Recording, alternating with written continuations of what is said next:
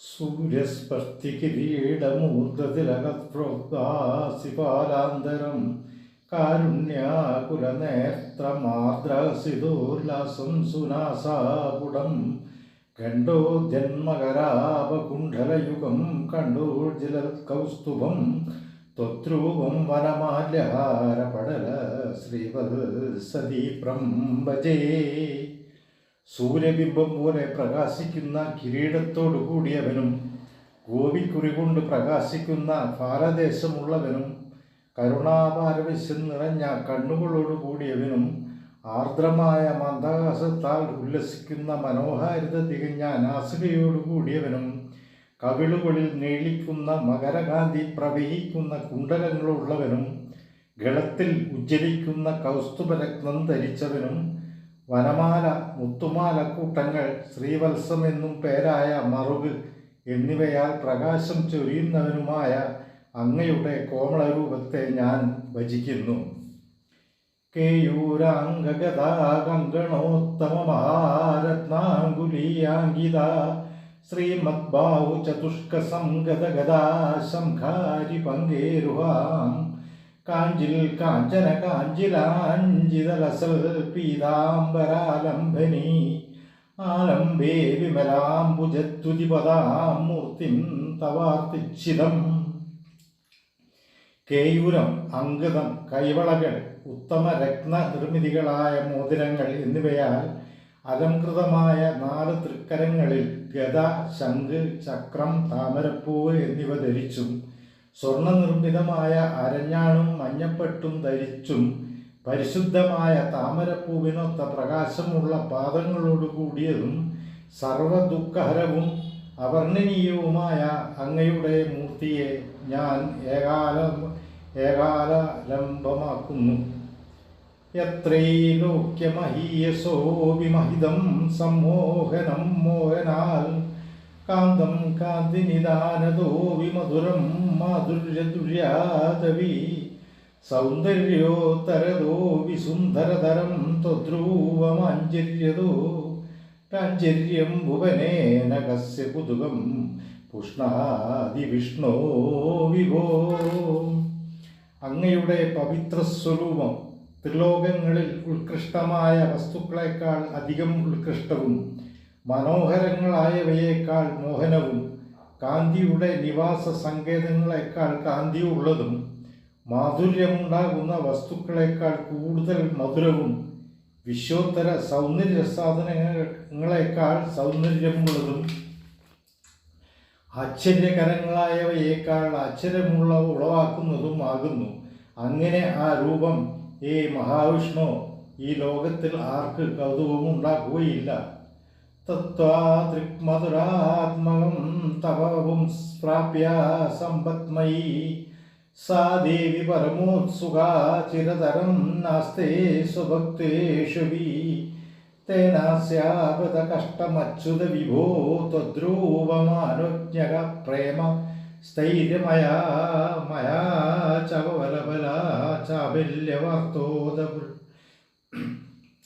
അത്രമാത്രം മധുരാത്മകമായ അങ്ങയുടെ ശരീരം പ്രാപിച്ചവളും ഐശ്വര്യദായിനിയുമായ മഹാലക്ഷ്മി ദേവി അങ്ങയിൽ ഏറ്റവും താല്പര്യമുള്ളതുമൂലം സ്വഭക്തന്മാരിൽ പോലും ചിരകാലം വസിക്കുന്നില്ല. ഒന്നുകൊണ്ടും ചലനം ബാധിക്കാത്ത ഭഗവാനെ, അങ്ങയുടെ രൂപസൗന്ദര്യത്തിലുള്ള ദൃഢപ്രേമത്തിൽ ചപലതയോ ചലനമോ ഇല്ലാത്തതുമൂലം ലക്ഷ്മി ദേവിയെ ചപലയാണെന്നു പറയുന്നു. കഷ്ടം കഷ്ടം. ലക്ഷ്മീ സ്ഥാപകരാമണീയ ഹൃദൈവേയം പരോഷസ്ഥിരേ തസ്മിന്നന്യത വിപ്രമാണമധുനാ വക്ഷ്യാമി ലക്ഷ്മീപദേ. യേ ത്വദ്ധ്യാനാഗുണാനുകീർത്തനരസാസക്താ ഹി ഭക്താ ജനാ സ്തേഷാശ വസതി സ്ഥിരൈവ ദൈത പ്രസ്താവദത്താദരാ. ലക്ഷ്മീകാന്തനായ മഹാവിഷ്ണു, അങ്ങയുടെ രാമണീയകത്താൽ ആകർഷകയായതുകൊണ്ടാണ് ലക്ഷ്മി ദേവി അന്യരിൽ അസ്ഥിരമായിരിക്കുന്നതെന്ന പ്രസ്താവത്തിന് മറ്റൊരു തെളിവ് കൂടി ഞാൻ പറയാം. അങ്ങയെ ധ്യാനിച്ചും ഗുണഗണങ്ങൾ കീർത്തിച്ചുമുണ്ടാക്കുന്ന രസത്തിൽ മുഴുകിയിരിക്കുന്ന അങ്ങയുടെ ഭക്തന്മാരിൽ ഭർത്താവിനെ കുറിച്ചുള്ള പരാമർശങ്ങളിൽ ബദ്ധശ്രദ്ധമായ ലക്ഷ്മീദേവി സ്ഥിരമായി വസിക്കുന്നു. ഏവം ഭൂതമനോജ്ഞതാനവസുധാ നിഷ്യന്ത സന്തോഹനം തദ്രൂപം പരചിദ്രസായനമയം ചേതോഹരം ശൃണ്വതാം സത്യപ്രേരയതേ മതിം മദയതേ രോമാഞ്ചയത്യം ഗഗം വ്യാസിഞ്ചത്യപി ശീതബാഷ്പവിസരേ ആനന്ദമൂർച്ഛോദ്ഭവേ. ഇങ്ങനെ മനോജ്ഞവും ശരീരകാന്തിയാകുന്ന അമൃതപ്രവാഹം വർഷിക്കുന്നതും പരമാനന്ദരസം നിറഞ്ഞതും ചേതോഹരവുമായ അങ്ങയുടെ സ്വരൂപം അതിനെപ്പറ്റി കേൾക്കുന്നവരുടെ മനസ്സിനെ ആകർഷിക്കുന്നു. അവർ ആനന്ദപരവശരും രോമാഞ്ച ശരീരികളുമായി തീർന്ന് ആനന്ദമൂർച്ചയിലെത്തിച്ച് തണുത്ത കണ്ണുനീർ പ്രവാഹത്താൽ സ്വയം നനയ്ക്കപ്പെടുന്നു. ഏവം ഭൂതതയാ ഹി ഭക്തവിഹിതോ യോഗ സയോഗദ്വയാൽ കർമ്മജ്ഞാനമയാ പുരുഷോത്തമതരോ യോഗീശ്വരർഗീയതേ സൗന്ദര്യൈകരസാത്മകേ ത്വയി ഖലു പ്രേമപ്രകർഷാത്മിക ഭക്തിർനിശ്രമവേവ വിശ്വപുരുഷൈർ ലഭ്യരമാവല്ലഭ. ഇപ്രകാരം ഭക്തി എന്നു പേരായ ആ മോക്ഷമാർഗം കർമ്മം, ജ്ഞാനം എന്നീ മറ്റു രണ്ടു മോക്ഷയുഗങ്ങളെക്കാൾ കൂടുതൽ ഉത്തമമാണെന്ന് യോഗിശ്രേഷ്ഠന്മാർ പ്രകീർത്തിച്ചു പറയുന്നു. ഹേ രമാകാന്ത, സൗന്ദര്യമാകുന്ന ഏകഗുണമുള്ള അങ്ങയിൽ ഉജ്ജ്വല പ്രേമാത്മികമായ ആ ഭക്തിയോഗം സർവജനങ്ങൾക്കും അനായാസം ലഭിക്കുന്നതാണ്. നിഷ്കാമം നിയതസ്വധർമ്മചരണം യൽകർമ്മയോഗാവിധം തദ്ദൂരോത്യഫലം യഥോപനിഷജ്ഞാനോപലഭ്യം പുനഃ തത്വാതിക്തതയാ സുദുർഗമതരം ചിത്തസ്യ തത്മാദ്വിഭോ ത്വത്പ്രേമാത്മകഭക്തിരേവ സതതം സ്വാദീയസി പ്രേയസി. നിത്യവും നിയതവുമായ കർമ്മയോഗമാർഗത്തിൻ്റെ ഫലപ്രാപ്തിക്കുള്ള ആഗ്രഹം കൂടാതെയുള്ള ആചരണം മിക്കവാറും അസാധ്യം തന്നെയാകുന്നു. ഉപനിഷത്തുകളിൽ വിശദീകരിച്ചിട്ടുള്ളതും ബ്രഹ്മജ്ഞാനം കൊണ്ടു നേടേണ്ടതുമായ പരമപദമാകട്ടെ എല്ലാ വശങ്ങളിലും അവ്യക്തമായിരിക്കുന്നതിനാൽ ഹൃദയത്തിനു കടന്നു ചെല്ലാൻ പറ്റാത്തതാകുന്നു. ഹേ സർവശക്തനായ മഹാവിഷ്ണു, അക്കാരണത്താൽ അങ്ങയിൽ പ്രേമരൂപത്തിലുള്ള ഭക്തി എപ്പോഴും മധുരതരവും ശ്രേയസ്കരവുമാണ്.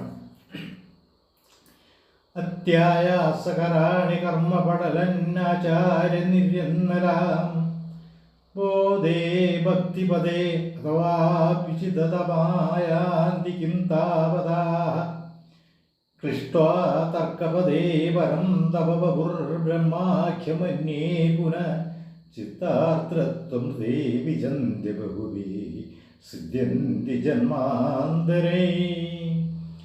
അത്യധ്വാനമുളവാക്കുന്ന കർമ്മസമൂഹങ്ങൾ ആചരിച്ച് നിർമ്മലചിത്തരായി തീർന്നവർ ജ്ഞാനമാർഗത്തിൽ അഥവാ ഭക്തിമാർഗത്തിൽ മാന്യരായി ഭവിക്കുന്നു.